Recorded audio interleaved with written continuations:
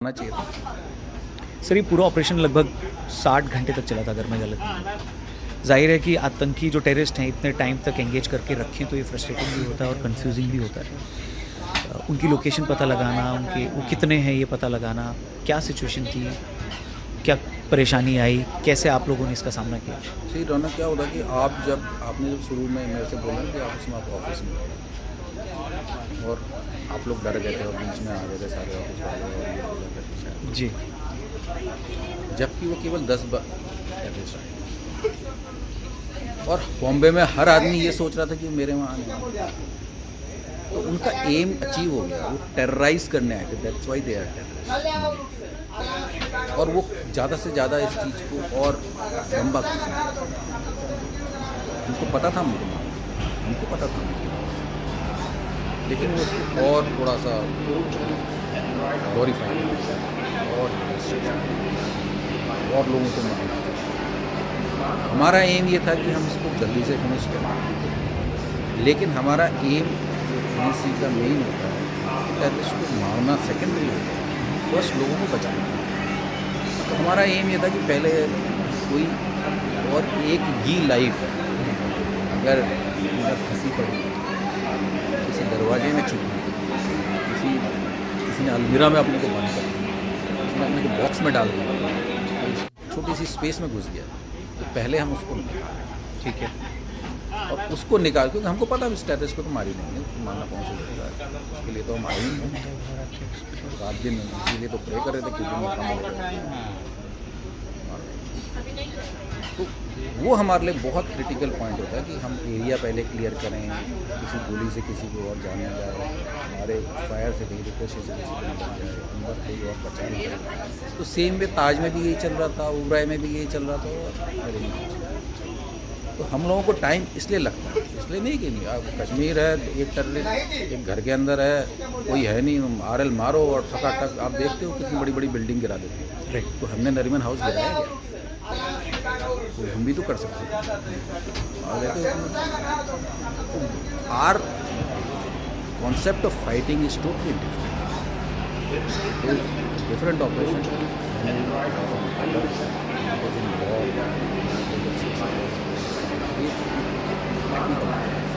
जी sir, उस पर मैं ज़रूर आऊँगा कि इसमें इन सब में, इन ऑपरेशंस में या इन फोर्सेस के इन लोगों में फ़र्क क्या होता है। लेकिन उससे पहले सर ये क्या इस पूरे ऑपरेशन में कोई ऐसा पॉइंट आया था जब आप लोगों को ये लगा कि हॉस्टेजेस को छुड़वाने के लिए टेररिस्ट से नेगोशिएशन भी करनी पड़ सकती है, या कभी ऐसा लगा था आपको? क्योंकि काफ़ी ज़्यादा टाइम हो गया था उसमें।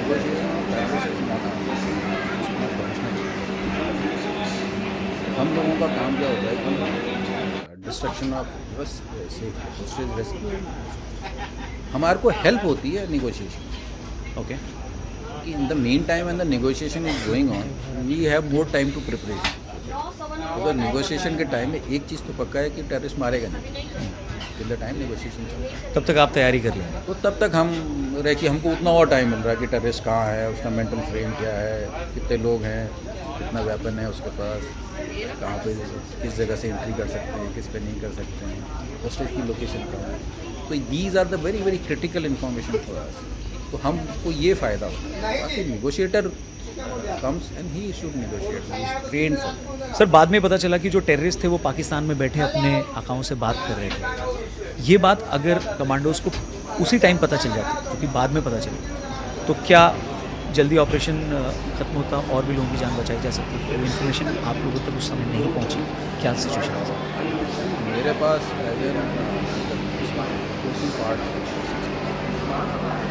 पार्ट होता है कि आप इस्टेब्लिश कर दे, जहाँ पे आपको ऑपरेशन रूम आप कहीं भी जाओगे आप establish and agencies all over India की कंसंट्रेट, ये started feeding that operation officers who are that operation, they should gather that information and मेरे लिए जो क्रिटिकल इन्फॉर्मेशन है immediately should come to me. अभी यहाँ पे क्या हो रहा था, बिकॉज कहीं पे उनको वो कन्वर्सेशन तो मिल रहा है, वो कन्वर्सेशन का कितना पार्ट जो रिकॉर्ड कर रहा था और सुन रहा था वो कितना कैपेबल था उसको हैंडल देने के लिए, क्योंकि मेरे को तो नहीं पता, जैसे मेरे को ये नहीं पता कि मैं लाइव कैमरे पे हूँ ऑपरेशन के टाइम, मेरे को ये भी नहीं पता कि उनका कन्वर्सेशन रिकॉर्ड हो रहा है। Okay, I am only getting information from my headquarter कि अभी भाई सेम ये हो गया, अभी सुनो ये हो गया। तो I was getting little bit information, not a complete conversation which जो मैंने बाद में सुना। ओके, बाद में हम पूरा वो मीडिया में भी आ गया कन्वर्सेशन कि टेररिस्ट ये बोल रहे हैं, ताज वाले ये बोल रहे हैं और मरीना हाउस वाला ये बोल रहे हैं। ये हमने ऑपरेशन के 2 दिन के बाद सुना जब हम वापस आ गए। पर उस टाइम अगर आपको पता चलता तो कोई हेल्प होती? बहुत ज़्यादा, अगर डायरेक्ट फीड हमको मिल गया होता, ये पता लग जाता कि भाई ये कन्वर्सेशन इस समय इतने बजे यहाँ से हुई। हमको क्या कन्वर्सेशन आया कि अभी हॉस्टेज जमी, तो हम लोग 27 को जब पहुँचे हमने ऑपरेशन उस रात को इसलिए नहीं करा शुरू कि हमको पता भी हॉस्टेज जमी है, तो अभी तैयारी है। उसके बाद हमको दूसरी खबर ये आती है कि हॉस्टेज को मार दो। तो तब हमको इमीडिएट हमको अपॉर्चुनिटी मूवमेंट चाहिए होता कि भाई यहाँ पे अभी निगोशिएशन चल रहा है और मारने वाले हैं या नहीं मारने, तो अब मार दिया है वाला आ गया। इस बीच में ये कहीं नहीं आया कि दे आर थिंकिंग ऑफ अगर ये और इतने बजे तक बोला तो ये इन्फॉर्मेशन तुम रात को वो हॉस्टेज को शायद और बचा पाते, शायद। सर आज कैसी सिचुएशन है देश में? अगर आज भगवान न करे ऐसा कुछ हो जाए, सो कितनी प्रिपरेशन है स्टेट और सेंटर के बीच में, कम्युनिकेशन कैसा है? NSG को क्या आज भी ऑफ कोर्स आपको भी आज भी परमिशन मिलेगी तो ही आप जाएंगे? फिल्मों में सर क्या है ना, ऐसा दिखाया जाता है कि ऊपर से परमिशन नहीं आई फिर भी सोल्जर ना अपने से चला जाता है और फिर बाद में जब उसका ऑपरेशन सक्सेसफुल हो जाता है तो ऊपर से लोग बोलते हैं चलो ठीक है तुमने खुद से डिसीजन ले लिया। रियल लाइफ में ऐसा होता है? एक रैम्बो चाह जा सकता है तो पूरी सिटी बंद को कैसे ले जाएगा 100 लोगों को। हॉलीवुड में, बॉलीवुड में, साउथ में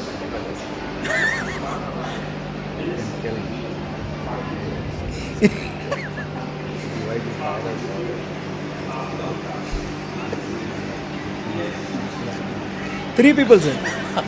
मैं बताता हूँ, तो उसमें क्या है कि एक गन होती है, वो विलन के पास होती है। हीरो क्या करता है, हीरो एक ब्लेड लेता है और वो क्या कहते हैं गन को 2 पार्ट में डिवाइड कर देता है, गोली को बेसिकली। तो उसने गोली पे ब्लेड मारा और 2 गोलियां लगी, वो दोनों साइड में 2 लोगों को लगी और ब्लेड सामने वाले को लगी। ब्लेड वाला तो एंगल मैंने ही नहीं सोचा। तो एक ब्लेड से 3 शिकार है। तो ये ऐसा पॉसिबल नहीं है। ऐसी हम लोग सब स्ट्रक्चर के अंदर हैं, we are not fast gun मुर्गन, we are since serious soldiers, this is our profession and very professional. Till the time आपको एक गो नहीं मिलेगा, there is no way I can go if I want also, there are so many things I want to do but I will not do till the time हम एक code, एक rules and regulation के अंदर, rules and regulation के अंदर बदले। हाँ, जब मैं वहाँ पहुँचता हूँ, now I am the leader and now I have to design, plan the operation and conduct, then I want to go alone. Sandeep ने Krishnan decided I will go, मेरे पीछे में रहा, we had all the confidence and very guts to go, तो जा सकते हो। लोग गए हैं, लोगों ने बड़े काम, बट उस जगह पे जाओगे जहाँ पर आपको ऑपरेशनल फ्रीडम। बट आप मानेसर से अकेले तो फ्लाइट पकड़ के मुंबई नहीं जाओगे। तो सर जब भी कोई आपका बड़ी, आपका टीम मेंबर, आपका साथी शहीद होता है तो इमीडिएटली आपको वो खबर आ जाती है क्या? वो सारे अलग अलग लोकेशंस पे भी लोगों को खबर जाती है कि वो शहीद हो गए? नहीं, इन्फॉर्मेशन तो देने की ज़रूरत नहीं होती वैसे, बट हाँ पता तो लग ही जाता सब, कहीं ना कहीं से पता तो लग जाता। क्या रिएक्शन होता है एक सोल्जर का, उनके साथी का जो अभी भी लड़ रहा है और एक साथी शहीद हो गया? पता नहीं, आई डोंट नो अब बाकियों का क्या रिएक्शन होता है, बट प्रोफेशनल आर्मी और प्रोफेशनल सोल्जर का तो रिएक्शन कुछ ज़्यादा नहीं है, because we are ready for it. जब हम वहाँ गए हैं, we know, see unlike other profession what is different between forces और even soldiers and other jobs, सभी देशभक्ति के अंदर चलना है। बट हमको पता है कि यहाँ से गोली आएगी, फिर भी जब मैं बोलता हूँ कि चलो तो लोग मेरे पीछे चलो, मैं आगे चलता हूँ या मेरे आगे मैं किसी को बोलता हूँ so and so,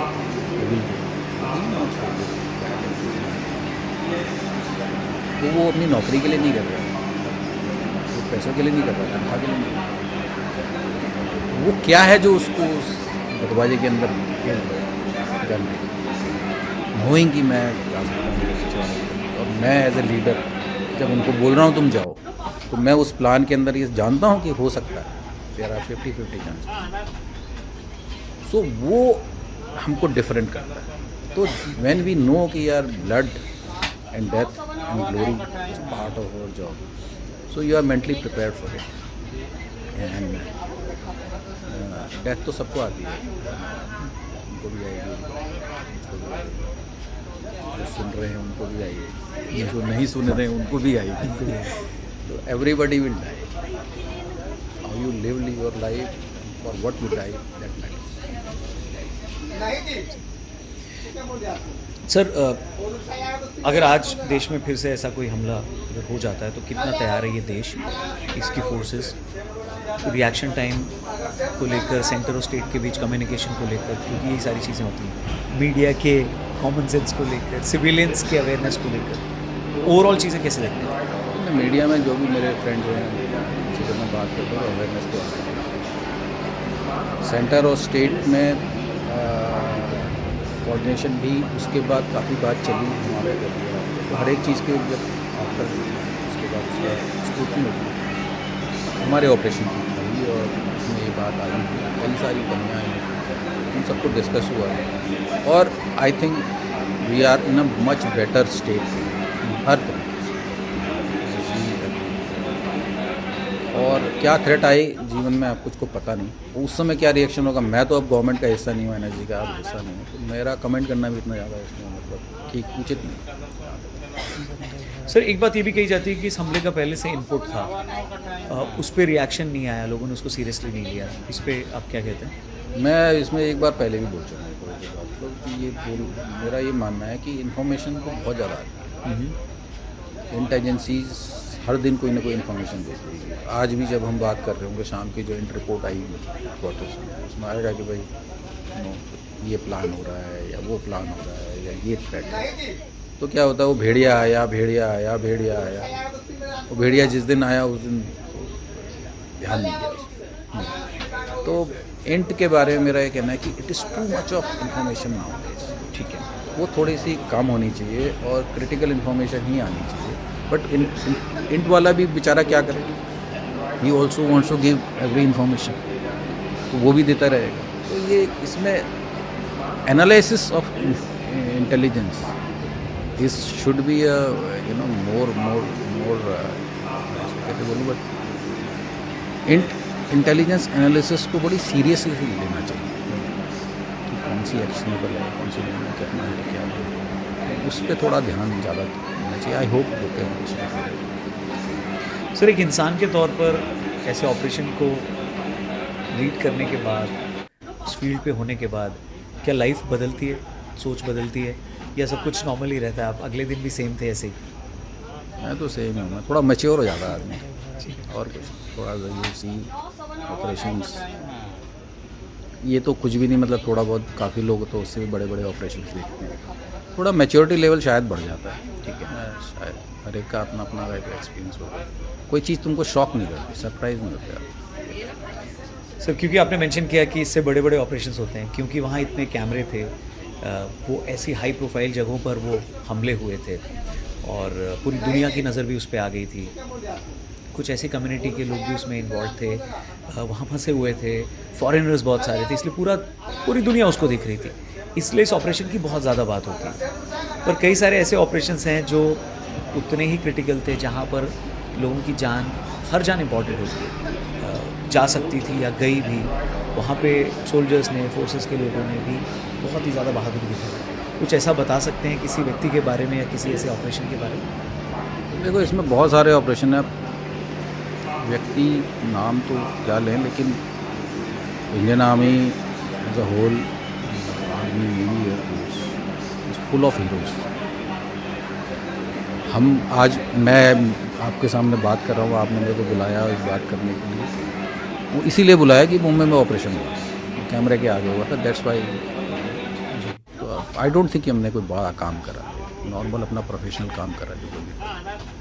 but the media which I was blaming has made me also इस लायक कि मैं यहाँ बैठ के बात कर रहा हूँ। बट जो कारगिल की हाइट्स में लड़े हैं, जो सियाचिन में लड़े हैं, जो आज वहाँ डिप्लॉयड हैं, और जो नॉर्थ ईस्ट के जंगलों में लड़े हैं, और इससे पहले भी फर्स्ट वर्ल्ड वॉर से इंडियन सोल्जर्स बाहर जा रहे हैं, लड़ रहे हैं, ऐसे ऐसे उनके कारनामे हैं। सारागढ़ी के 21-6 अपना जो लड़े, अमेजिंग स्टोरीज, जहाँ लोगों ने बड़े ऑड्स में लड़ा। यहाँ तो हम बड़े कंफर्टेबल लड़े, तो लोगों ने बड़ी बड़ी कठिन परिस्थितियों में अपनी जान दी है, लड़ाई करी है। उनके आगे पीछे कोई नहीं था दिखाने वाला। शायद उनकी ग्लोरी को आर्मी भी रिकॉर्ड करने में कहीं कहीं भूल गई। तो there are many unsung heroes जो है, उन्होंने बहुत बड़ा काम किया और आज भी तैयार है, आने वाली जनरेशन में भी आएंगे। तगड़ी है हमारी फौज।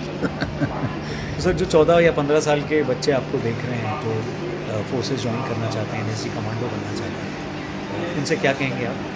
मैं उनसे ये कहूँगा कि नौकरी के लिए ज्वाइन मत करिए। तुम्हारे अंदर जुनून है, तुम्हारे दिल में जज्बा है, तब करना। नहीं तो आप ये देखते रहोगे पे कितनी थी, पोस्टिंग कहाँ हुई। तो इसमें, इस प्रोफेशन में वही आए जिसको इस चीज़ का शौक़ है, कुछ कर दिखाने का। वो शायद मौका मिले ना मिले, कई लोग बेचारे आते हैं और बेचारे को नहीं कहना चाहिए, कई लोग आते हैं और फिर भी उनको ऑपरेशन का मौका नहीं मिल पाता। लेकिन it will make your life very beautiful. You will, आप इस दुनिया में सभी आते हैं, सभी जाते हैं, तो आप एक बेहतरीन ज़िंदगी जी के जाओगे। सर, इसके अलावा कोई और ऐसा ऑपरेशन या बैटल या कोई ऐसा जो आप, जिसमें आप इन्वॉल्व रहे, जो आप शेयर करना चाहेंगे, जो आपको याद आता है कि? बहुत सारे रहे। मैं उड़ी में भी रहा, JNK में, लाइन ऑफ कंट्रोल में।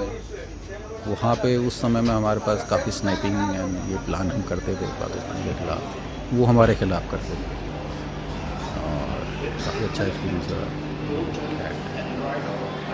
अलग ही कहानी है, ऑपरेशन ही अलग है कि आप कई दिनों तक वेट करते हो, टारगेट को आप कंफर्टेबल बनाते हो, वो आ सकता है यहाँ पे, डिलीवर करते हो, उसके बाद उसको फिल करते हो। तो हंटिंग का ही रहता है, दोनों तरफ से रहता है, लेकिन ट्राई करते हैं। इसके अलावा नॉर्थ ईस्ट है, नॉर्थ ईस्ट में भी काफ़ी पूरा NLFT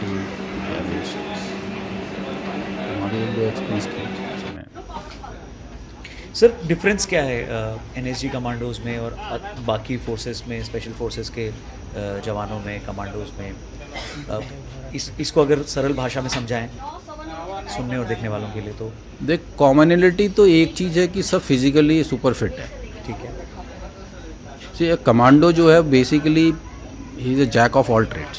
he will be a good cook, he will be good runner, he will be a good swimmer, he will be a good driver, he will be a good fighter, or he will be good in street fighting. Okay. तो hand to hand combat सब में अच्छा होगा, हर चीज़ में अच्छा होगा। Medical में भी बहुत अच्छा होगा, ये can give you first aid and. तो वो हवाई जहाज में भी अच्छा होगा, हेलीकॉप्टर में भी अच्छा होगा, चलाएगा नहीं, मतलब उसके संग कंफर्टेबल होगा। और सारे वेपन्स के संग कंफर्टेबल। तो कमांडो एक फुल पैकेज है, ये तो इसकी बेसिक रिक्वायरमेंट है। बट उसके बाद सेकेंडरी जो चीज़ चाहिए होती है कमांडो में, वो होता है उसका, जो मैं जज्बे और जुनून की बात करता हूँ। Mentally he will B sharp, उसका IQ हमेशा बेटर होगा कंपैरेटिवली अदर सोल्जर्स। वो कमांडो है इसका मतलब नहीं कि वो ऐसे करके चलता रहेगा। तो he will very sharp, he will merge with the crowd very easily. तो अभी आपको गांव वाला भी बन सकता है थोड़ी ना, तो ही will be good actor also. ये तो एक बेसिक ट्रेड्स है। तो उसका दिल और दिमाग अच्छा होगा, दिल में उसका डेथ को टेयर करने की हिम्मत होगी, चैलेंज है। But then it comes to specialization, right? What para SF does, उनका रोल डिफरेंट। तो पैरा एसएफ में भी अलग अलग, ये वाली पैरा एसएफ इस काम के लिए स्पेसिफिक, ये वाली उसमें नहीं जाएंगे हम ज़्यादा, ये इसमें ज़्यादा स्पेसिफिक। तो वो ट्रेन करते हैं स्पेशलाइजेशन। सो एनएसजी ट्रेन करती है hostage rescue and fighting inside a room. Okay. Tall building में नीचे उतरना, हेलीकॉप्टर से बिल्डिंग में घुसना, हाई राइज बिल्डिंग में 50-50 स्टोरी बिल्डिंग पे वॉक करते हुए दौड़ते हुए चढ़ना, और उसी तरीके से हमारी वेपनरी डिफरेंट है। Weaponry use is different. भाई आप छोटा हथियार यूज़ करते हो, मनूवर करने का उसकी वेलोसिटी हाई हो, मास लो वेलोसिटी हाई मास, बुलेट जी भारी हो, अगर मैं उसको फायर करूँ उससे टकरा के स्टेज को नकाल दूँ जी। ये टेक्निकल चीज़ें हैं, सिस्टम में कैसे किस तरीके की बुलेट जी। अब पैरा एसएफ जो है वो इट इज़ अ डिफरेंट, किसी पैरा एसएफ का जंगल में काम होता है, it is super specialist in jungle war. Some para ASAF will be super specialist in glacier operation, like Marcos are super specialist in sea. Garud is super specialist in across going and installation को destruction whatever. So हर एक special forces का फिर अलग सा एक flare हो जाता है, फिर सारे के सारे कहते हैं हम Batman is better than Superman और ही मैन इज द बेस्ट। सो बाकी का ये, बट प्रोफेशनली एंड जज्बा थोड़ा हट के अलग बनाता है थोड़ा सा। तो सर एनएसजी कमांडो बनना है तो उसके लिए प्रोसेस क्या होता है, मतलब एक सोल्जर एनएसजी कमांडो कैसे बन सकता है? वॉलंटरी है। पहले तो आपको आप you have to be in army. जो एनएसजी में दो तरीके की स्पेशल एक्शन ग्रुप हैं, special rangers group. Ranger groups are paramilitary, ये सब तो वो भी, तो वो लोग भी उनकी तरफ से भी हमारी तरफ से। पहले वो ट्रेन सोल्जर होना चाहिए आर्मी, देन उसने फिर वॉलंटियर करना चाहिए। पोस्टिंग्स आती हैं एनएसजी में पुलिस स्पेस है, फिर देन आप आके फिर आपका एक ओरिएंटेशन कोर्स होता है जी। उसके बाद आपको ट्रेनिंग सेंटर में जाके एक स्पेसिफिक कोर्स को क्लियर करना पड़ता है, टेस्ट को। टेस्ट आप क्लियर कर सकते हैं जो वो फिर आते हैं इसमें स्पेशल एक्शन। किस कंट्री की स्पेशल फोर्सेस आपको लगता है कि सबसे यूनिक है, अलग है या स्ट्रॉन्ग है, या कैसे देखते हैं आप? सभी स्ट्रॉन्ग है, जो भी कंट्री है। ये क्वेश्चन सब लोग पूछते हैं मेरे से कौन से बढ़िया है। हाँ जी। तो एक्चुअली बढ़िया या कम तर आंकने का कंपटीशन का तो कोई तरीका है नहीं, ठीक है। जो हमारी पैरा एसएफ ने कमाल करा है वो अच्छे ने नहीं करा है। जो एसएएस ने करा है, mother of all special forces Britain की, वहाँ से स्पेशल फोर्सेस का कॉन्सेप्ट एक तरीके से शुरू हुआ है। वो they are very very good. हर एक का अपना एक स्टाइल है काम करने का। Russians are very good. Americans ने जो ओसामा को मारा है वहाँ जाकर हेलीकॉप्टर उनका जल्दी वो निकाल गया। तो इट इज़ एक तो क्या होता है कि जो कंट्री होती है वो कितनी केपेबल है स्पेशल ऑपरेशन को, स्पेशल फोर्सेस को स्पेशल इक्विपमेंट देने।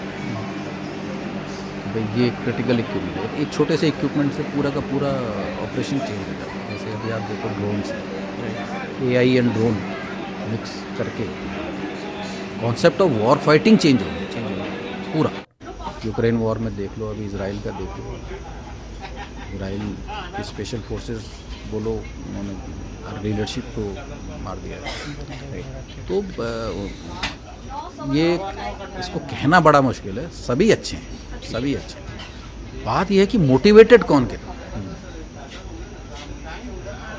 फोर्स तो वो है जिसके अंदर जो लीडरशिप उसको मोटिवेट रखे, सोल्जर को, जवान को, स्पेशल फोर्स ऑपरेटिव को इतना ज़्यादा तगड़ा रखे कि वो अपनी पीक पे परफॉर्म करे। कब करेगा? जब he is mentally very happy, he is full of जोश and equipment, he has good equipment, and एक उसका टास्क है जिसके लिए वो can go to any level. तो I will say all are good, but these Russians, first I will rate SAS, then our Parasat, second always, and then others. Sir बिना किसी operation के, बिना किसी लड़ाइयाँ तो रोज़ होती नहीं हैं, वो मोटिवेशन कहाँ से आता है एक सोल्जर में कि वो डेली उसी जज्बे के साथ रहता है और एक दिन ऑपरेशन आता है और फिर उस दिन उसकी मेंटल और फिजिकल स्ट्रेंथ को एक टेस्टिंग का एक मौका भी मिलता है। ये जो टास्क है ना, ये ऑफिसर्स का है। ऑफिसर्स का जो चाहे किसी भी लेवल में जी, जो रिस्पॉन्सिबल है उस टास्क के, टीम है, उस टीम को आपने बोला कि भाई आपका ये काम है, आपकी टीम है, आपकी अपनी टीम, उसमें प्रोफेशनल तो सब है, right, but makes the difference is the motivation, right, कि आप उस टीम को लीड करके कितना मोटिवेटेड रखें। Everybody is happy and peak of their performance and complacency sets in की, और ठीक है यार, आ रहा चल रहा, कोई नहीं हुआ, 10 साल से कोई अटैक नहीं हुआ, ठीक है, अभी छोड़ो, उनको क्या इक्विपमेंट है, क्यों मांग रहे हो यार, क्या चाहिए तुमको? कहीं तो अभी अटैक नहीं होता आजकल। क्या करोगे? नया वाला नाइट विजन आया है, बहुत थर्मल विजन आया है, वॉल थ्रू रडार सिस्टम, क्या लेना है यार? हाँ, देख रहे हो। तो ये वाली चीज़ें जो होती है ना, ये धीरे धीरे फोर्स को हल्का बना देती है। आपको तो अपनी फोर्सेस को अगर तैयार रखना है, वो चाहे 10 या 20 साल तक भी ना आए, भगवान करे कभी मौका ना आए जी। हम तो ये चाहते हैं कि एक बार भी टेररिस्ट अटैक नहीं, लेकिन जब हो तो वो फुली रेडी। तो इसके लिए रिस्पॉन्सिबिलिटी ऑफ लीडरशिप, चाहे वो national leadership and operational leadership, सबकी रिस्पॉन्सिबिलिटी की इक्विपमेंट हम लोग अच्छा है, नया आता है। सर फैमिली से कितने बार बात होती थी ऑपरेशन के दौरान? क्या बात ही नहीं होती थी? ये उनको पता था कि आप गए हैं, आप हैं उस ऑपरेशन का हिस्सा, तो ये कितना इम्पोर्टेंट फैक्टर है? जी, मेरी वाइफ को तो दूसरे दिन जब मैं बॉम्बे पहुंच गया हवाई जहाज में, तो तब पता लगा कि मैं चला गया। अच्छा, क्योंकि रात को मैं चला गया था। हाँ, मॉर्निंग शी गॉट अप, तो उसने सोचा कि मैं पीटी करने गया हूँ। अच्छा, बाद में, और टीवी तो मैंने हटा रखा था, तो उसको तो पता ही था। तो किसी वो तो इंटरनेट में जब आई, और उन्होंने इंटरनेट भी वो होता ना, टू करके फिर किट तो then she came to know, जब उसको यूनिट से इन्फॉर्मेशन आई कि साहब तो चले गए, तो उसके बाद उसका कॉल आया। मैंने कहा अभी ऑपरेशन में ही। तो आफ्टर दैट तो शी इज़, लेडीज़ का भी बड़ा रिस्पॉन्सिबिलिटी हो जाती है यूनिट में, स्पेशली ऑफिसर्स की वाइफ जो होती हैं उनकी, फिर उनको दे हैव टू पूरी यूनिट को साथ में गैदर रखना। सबके हस्बैंड गए हैं, उसी का हस्बैंड थोड़ी गया। सही बात है। तो वो खुद ही रोने बैठ जाएगी, तो बाकी को क्या संभालेगा? क्या हमारा हस्बैंड को चला गया, क्या हुआ? And there are reports of casualties which will कम।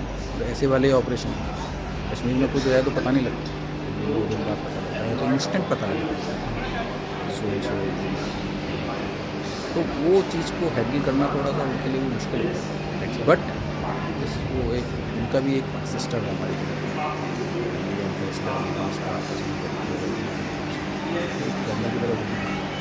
पर ऑपरेशन चल रहा है, उसके बीच फैमिली से बातचीत इतना कॉमन है? नहीं, एक बार हुई तो उसका जैसे उसको बता दिया भाई को कोई इतना हुआ नहीं, तो she understand why she will bother our husband, any lady, चाहे जवान हो, चाहे अफसर हो, चाहे JCOs हों, कोई भी अपने हस्बैंड को क्यों कॉल करे? क्या कर लेगी कॉल करके? अच्छा तुम अभी बचो, ठीक छुपे हुए हो? नहीं, उसने वहाँ से गोली मारी है, नहीं, ये थोड़ी बताओगे यार। वो भी she will also not disturb, nobody should disturb. Actually more disturbance आपको फ़ोन कॉल में आते रहेंगे। अभी हम बात कर रहे हैं, इसमें 4 फ़ोन आते हैं, हम डिस्टर्ब ही होंगे, it is not going to benefit. तो दे अंडरस्टैंड। आपने एक बार बोलिए ठीक हूँ, ऑपरेशन करना, बात बस इतना ही होता है, बस इतना। वो फिल्मों में होता है, इसके बीच में गाना भी आ जाता है। तो सर अगर कोई सोल्जर ऐसे घिर गया है और उसको लग रहा है कि अब वो शहीद हो जाएगा या चला जाएगा दुनिया से, तो फ़ोटो निकाल के देखता है, ये सारी चीज़ें कितनी रियल होती हैं सर? एक फोटो निकाल के नहीं देखेगा, वो सोचेगा मरने से पहले दो तो मार देना टाइम देख लेते हैं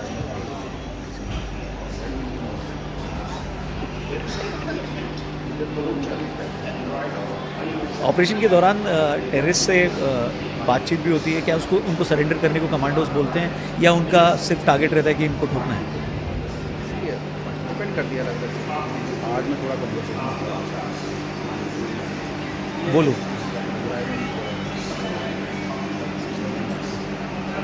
मेरा तो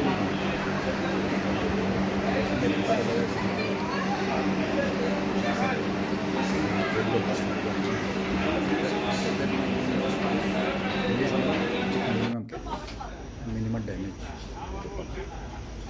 तो अलग अलग का है। यहीं पे शायद धोखा भी होगा नहीं।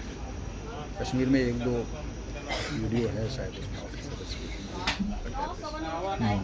बात कर रहा तू आ जा तो मौका तो देते हैं और जगह देखो उस टेररिस्ट को मौका दो जो अपना देश का है, हिंदुस्तानी है ना, उसको समझा सकते हो कि भाई तू गलत रास्ते पे चला गया, आ जा। बिल्कुल। जो पाकिस्तानी है उसको क्या समझाना, वो मरने ही आया है, मारने ही आया है। तो लाश भी नहीं ले जाते अपने से। तो सर उस ऑपरेशन के बाद कुछ दिनों, महीनों या सालों के बाद फिर क्या आप उस जगह पर गए? और जब आप वापस उस जगह पर जाते हैं किसी ऑपरेशन के बाद, तो how do you see that place? मतलब वो कैसा होता है दिमाग में, क्या नॉर्मली रहता है? कई सारी चीज़ें होती हैं उसके बाद। शुरू में तो खैर ठीक है, आप आ गए, उसके बाद आप रिविजिट करते हैं। अच्छा। मैं तो खैर गया ही था, अभी भी चाहता हूँ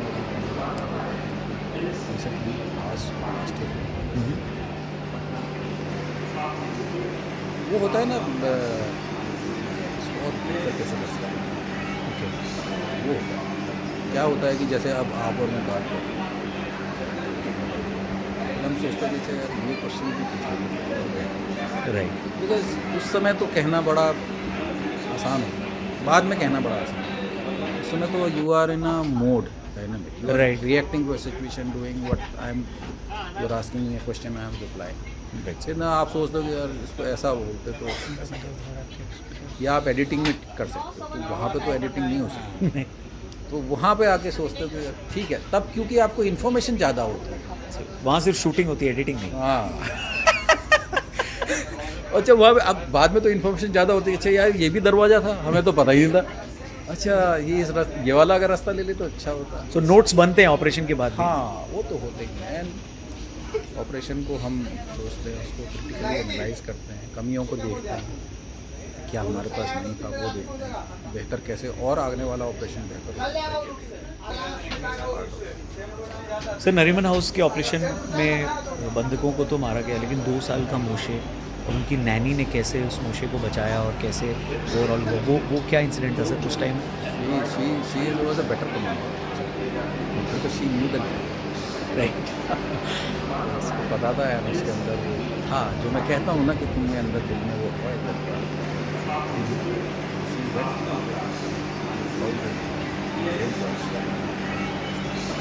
सर एक अक्सर इल्ज़ाम लगता है कि जो भी आतंकी बाहर से आता है उसको लोकल सपोर्ट मिलता है, और एक बहुत ही फेमस कहावत है कि किले का दरवाज़ा हमेशा अंदर से खुला। तो इसको कैसे देखते हैं आप, ये बिना लोकल सपोर्ट के पॉसिबल होता है? How do you analyse that, how do you see that? See local support था या नहीं था, ये बड़ा डिबेटेबल क्वेश्चन है इस ऑपरेशन के बारे में। ठीक है। लोकल सपोर्ट ये था, देखो जब हेडली यहाँ आया उसने उस सब टारगेट्स की रेकी करी, उसका वीडियो बनाया, एक वॉक थ्रू बनाया, महीनों तक वो बॉम्बे में घूमता रहा, कभी आई थिंक कुछ फिल्म स्टार्स के साथ भी घूम रहा, ताज में भी रुका, तो ही मेड अ टारगेट। उस टारगेट्स की उसने पूरी वॉक थ्रू बनाई, उनके GPS कोऑर्डिनेट्स लिए, उनको लेके वो गया।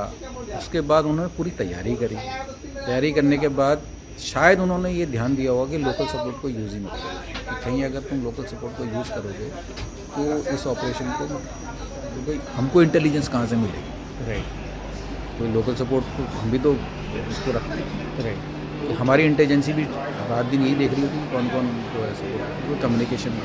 तो उन्होंने प्री रैकी एक लोकल सपोर्ट हेडली था उनके पास, Right. तो पूरी लोकली सारा काम करके जा चुका था और उसकी उन्होंने शायद वहाँ टारगेट भी बनाया हो, मॉक ड्रिल भी किया हो कि कितना चल के कहाँ से मुड़ोगे,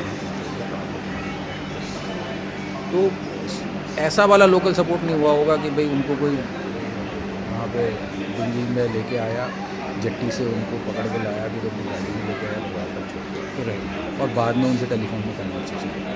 तो वो वाला तो मेरे को लगता नहीं, अगर है तो मेरे को पता नहीं।